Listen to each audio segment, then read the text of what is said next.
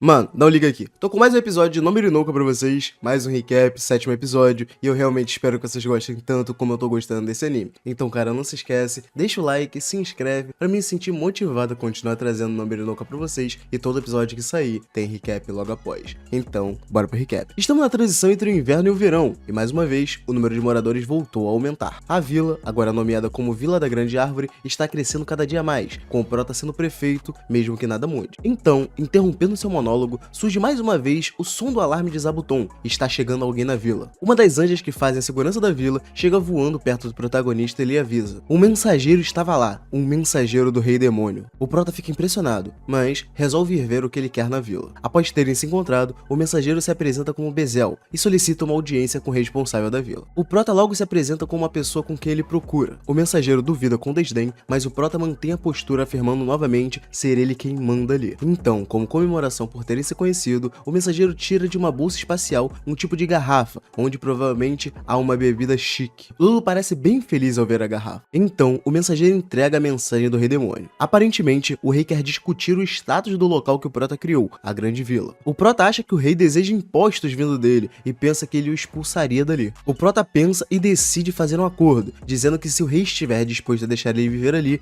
ele enviaria parte da colheita como pagamento. Então, propõe que seja enviado para o rei 10% de sua colheita. O mensageiro fica surpreso com a proposta e logo aceita sem pensar muito. O Prota fica sem entender nada com a negociação fácil e favorável para ele. Então, eles entram para que um contrato seja feito, narrando como está sendo a negociação. Serão 10% de tudo que vier dos campos, deixando bem específico. Na negociação não serão incluídos ovos, leite, mel ou álcool, e se o povo do Rei Demônio tiver interesse, terão de entrar em uma negociação comercial. E após se sentir mal com a negociação, o Prota lhe dá um presente de despedida. Após, Tia e Lulu dizem que a negociação foi muito boa, por normalmente a taxa cobrada ser de 50% a 60% do produzido, e que por apenas 10% da produção, eles terão a proteção anual do Rei Demônio. E Lulu revela o que estava naquela garrafa que a deixou feliz. Era uma panaceia que cura tudo, bebendo ou aplicando numa lesão. No castelo, enquanto falam da negociação que tiveram com o Prota, eles se veem surpresos com o fato dele aceitar a submissão, mesmo que tenha força militar para matar um Wyvern. E o mensageiro então diz que além de tudo foi muito suspeito o fato da princesa vampira e o anjo da aniquilação estarem lá. Por isso, ele acabou aceitando. Ele continua narrando o que viu lá, um exército de elfos superiores e uma matilha de lobos infernais. Além de ele ter sido guiado até o Prota pelo trio de anjos assassinos. Durante toda a estadia que ele teve na vila, ele achava que seria o fim de sua vida. E por fim, a todas as ameaças que ele criou sozinho em sua cabeça, fala sobre o presente que ganhou do protagonista. Após abri-lo, ele vê 6 maçãs e fica surpreso. Após comer a maçã, acha o sabor incrível e também nota um tipo de pano que estava embrulhando as maçãs. Era fio de uma grande aranha demoníaca, que dizem ter travado uma batalha de igual para igual contra o Rei Demônio. Com isso, uma das pessoas presentes na mesa se demite com medo. Ele simplesmente não tancou e queria sair embora. No dia seguinte, na vila, o Prota e os moradores têm uma visão incrível. Um dragão enorme chamado Dryme os visita. Ele se diz o verdadeiro governante dos dragões e oferece ao Prota um presente. Por eles serem vizinhos, eles foram até lá oferecer uma visita de saudação. O Prota pensa em chamá-los para dentro, mas o dragão enorme que mantém sua cabeça baixa o tempo inteiro não conseguiria entrar na vila. Então, em instantes, o dragão revela uma forma humana que facilitaria a interação com o Prota. Após um tempo na vila, o dragão já não quer ir embora. Ele amou aquele local. Então, após convencê-lo, ele vai embora carregando presentes do Prota. Logo após, o Prota, por se sentir incomodado em mantê-los esperando na porta da vila, decide criar e construir uma casa de visitantes. As elfas dão então a ideia de construir uma casa que comode pelo menos 30 pessoas, vista a dificuldade que é chegar lá. Então, começa a construção da casa. O Prota então resolve cuidar de como os visitantes são tratados ao chegarem na vila. Eles não estavam sendo guiados, eles eram capturados e levados para a vila pelos anjos. Além disso, sempre que Zabuton soava o alarme, os homens lagartos entrariam em modo de batalha e pegariam suas armas para interceptar o invasor. Zabuton ganha um novo método de aviso. Agora, há um sino para quando for visitante. Após isso, ele quer pensar como será a recepção na vila. Ele iria com Lulu e Tia, mas a Maid Oni logo nega a ideia do protagonista. Então, foram adicionadas mais pessoas para dar as boas-vindas, que acabou virando mais uma demonstração de poder. Flora, por sua vez, fica com a parte de vigiar visitantes que passam a noite na vila, por conseguir ficar dias sem dormir e continuar bem. Logo após, tudo é posto à prova. Um grupo de meio-lobos chega à vila, querendo relações com eles. Então, Lulu toma a frente da situação. Ela conversa e pergunta se aquele era todo o grupo de lobos. Ele diz que sim, mas ela pergunta se então os que estão escondidos na floresta serão tratados como inimigo. Então, os lobos demoníacos acham e acuam todos os que estavam escondidos pelas árvores e diz que eles devem tomar cuidado ao estar na vila, pois até ela precisa andar na linha quando está ali. E ao acomodar os visitantes na casa de hóspedes, os trancam lá dentro, falando que eles não estão seguindo a norma de quem vem criar bons laços com a vila, pois não trouxeram nenhum presente. E mais uma vez, a diferença de tratamento transparece. A comida dada aos novos visitantes é muito inferior aos visitantes que trouxeram presentes com ele. O prota pede que lhes deem vinho, mesmo todas sendo contra isso. Elas preferem esperar e ver quais são as verdadeiras intenções deles ali. O prota então pergunta sobre a vila aos meninos, mas eles não têm coisas relevantes para dizer, e revelam que na sua vila não há muitos habitantes. Aparentemente, em busca de negociações, eles foram até a vila do protagonista após ouvir sobre elas de um dos integrantes do exército do Rei Demônio. Enquanto bêbados, eles dão informações importantes, tipo o porquê de algum deles estarem escondidos do lado de fora da vila. Assim, no dia seguinte, as negociações começam. Eles estão interessados em trocar minérios pela produção do protagonista, mas terão dificuldade em levar a mercadoria até a vila, tendo em vista o terreno da floresta. O líder deles se desculpa por não trazer um presente e diz que na próxima trará. Mesmo que sua vila seja pobre, ele se esforçará para trazer alguma coisa. Então chega a hora de partir para a Vila dos Lobos para a negociação. Tia irá em nome do protagonista para que ele não vá deixando a vila sozinha, ainda mais por ser um homem mais importante dali. E Draime concorda em levar as mercadorias para lá, mas em troca de ganhar um barril de vinho. Basicamente, o dragão majestoso, líder de todos, concorda em fazer o Uber para ganhar vinho. Na Vila dos Lobos, eles estão em dúvida se eles realmente iriam fazer negócio com eles, quando um dragão aparece no céu causando medo, mas após notarem que Tia está no topo dele, ficam mais tranquilos. Já na vila, dizem que tudo correu bem, mas dizem que o chefe de lá quer enviar moradores para a vila, 20 deles no total. E para o desespero do protagonista, todas que virão serão jovens mulheres. Ele dá a condição de que pelo menos 2 dos enviados sejam homens, então aceita todos na vila. Então, chega o grupo de mulheres lobo. Elas, ao chegarem, dizem que estão preparadas para que o prota as use da melhor maneira que pensar, e impõe a condição de que ele não podia abandoná-las. O prota as sauda e diz que as camas estão prontas e pede para elas se acostumarem com o clima de lá. Elas, um pouco envergonhadas, entendem completamente errado a afirmação do protagonista. E para completar o desespero do protagonista, os homens que foram enviados para lá são 3 crianças, 3 meninos. O líder da Vila dos Lobos enviou 3 crianças para a vila do protagonista. As elfas ficam loucas, elas querem pegar as crianças, mas o protagonista intervém e pede para que elas esperem no mínimo 10 anos até tocar nos garotos. E é isso, rapaziada, esse foi o episódio de hoje. Simplesmente nosso protagonista mostrando quem manda, ele é muito forte, ele tem um exército completamente dominante e cara, eu tô gostando muito de como as relações estão sendo criadas. Então, se você quer mais episódios, se você quer que eu traga toda a temporada de No Mirai Nouka, episódio por episódio, lança like aqui, se inscreve e compartilha esse vídeo. Eu fui.